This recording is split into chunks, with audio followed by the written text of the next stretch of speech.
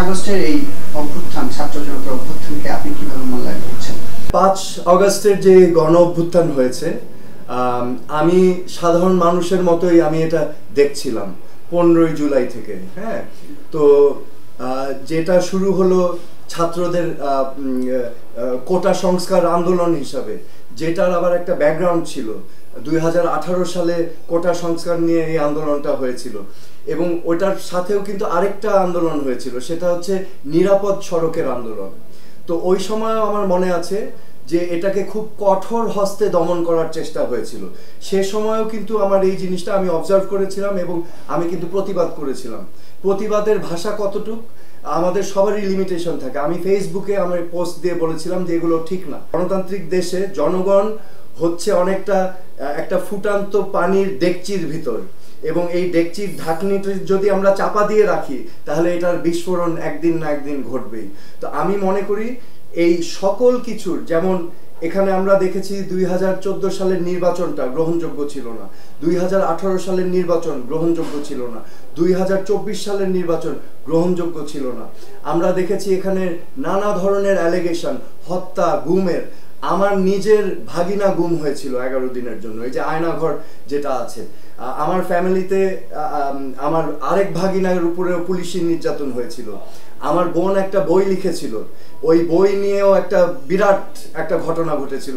Almost আমার বড় বোনকে রাজাকার বলা হয়েছিল সে সময়। তো এগুলো অনেক ঘটনা ছিল, এগুলো আমার ব্যক্তিগত। বাট জাতীয়ভাবে আমি যেটা অবজার্ভ করেছি, এই যে হত্যা, গুম, খুন, তারপরে নির্বাচনের মাধ্যমে মানুষ ভোট দিতে পারছে না, তাদের ভোটাধিকার ক্ষুণ্ণ হয়েছে, এই সকল কিছু মিলিয়ে, এবং ইনকামের সাথে কিন্তু ব্যয়ের সামঞ্জস্য ছিল না। হ্যাঁ, তো তার মধ্যে আবার আমরা সময় সময় দেখেছি হাজার হাজার লক্ষ লক্ষ কোটি টাকা পাচার হয়েছে দেশ থেকে।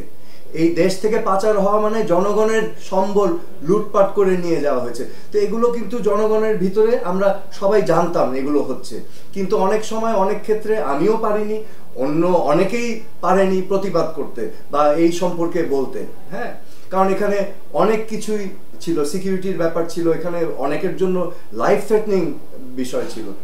প্রপাগান্ডা, মিথ্যাচার, এবং মিডিয়াগুলো সব একই সুরে বলছে, রাইট? এটা অনেক অনেক অর্থে আমি বলি, ওই যে হীরক রাজার দেশে যন্তর মন্তর ঘর ছিল, যেখানে ঢুকালে মানুষের ব্রেন ওয়াশিং হতো।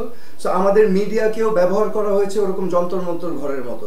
সব মিডিয়া একই কথা বলছে, একই কথা বলছে, সরকার যেটা বলছে সেটাই বলছে, কিন্তু মানুষ কিন্তু অত বোকা না, মানুষ কিন্তু দেখছে। এবং আমরা দেখলাম এটা জিনিসটা ট্রানজিশন করছে।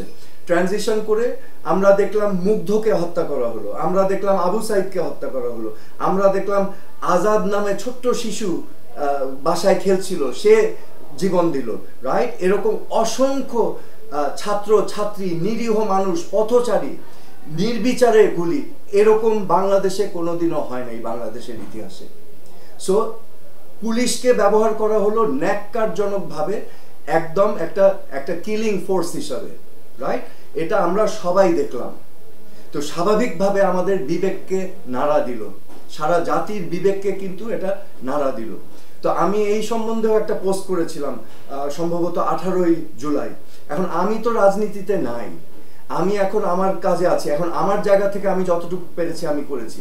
হ্যাঁ, কারণ আমারও লিমিটেশন আছে এখানে, সবকিছু বিবেচনা করে, কিন্তু আমিও বিবেকের তাড়নায় আমিও কিন্তু স্ট্যান্ড নিয়েছি আমার যতটুকু সম্ভব ছিল।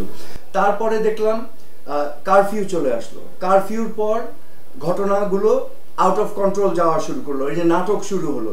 তারপরে শুনলাম যে কি, এই যে এত শত শত প্রাণ হারালাম, এই প্রাণ হারাবার চেয়ে দেখা গেল যে আমরা ক্ষয়ক্ষতি নিয়ে আলাপ করছি। ওই যে যন্তর মন্তর ঘর থেকে আবার শুরু হলো যে ক্ষয়ক্ষতি, ব্যাপক ক্ষয়ক্ষতি হয়েছে। এটাও আমাকে আশ্চর্য করলো। দেখলাম ডিবি অফিসে নাটক হচ্ছে, সেখানে সমন্বয়কারীদেরকে গ্রেফতার করে নিয়ে ওনারা বলছেন সেফ কাস্টাডি, আবার ওখান থেকে স্টেটমেন্ট আসছে যে আন্দোলন প্রত্যাহার করা হচ্ছে। তো এই জিনিসটা আমার কাছে একেবারে ভালো লাগেনি। তখন আমি চিন্তা করলাম যে এই ছাত্র আন্দোলন এখানে সেফ কাস্টাডিতে নেওয়া হয়েছে, আবার দেখছি আন্দোলন প্রত্যাহার করেছে, ব্যাপারটা কি? আমি জানি না কেন আমি ভাবলাম যে আমি যাই ডিবি অফিসে, এবং আমি সেখানে গেলাম। সেখানে গিয়ে আমি জিজ্ঞেস করলাম যে আপনারা কি ওনাদেরকে গ্রেফতার করেছেন?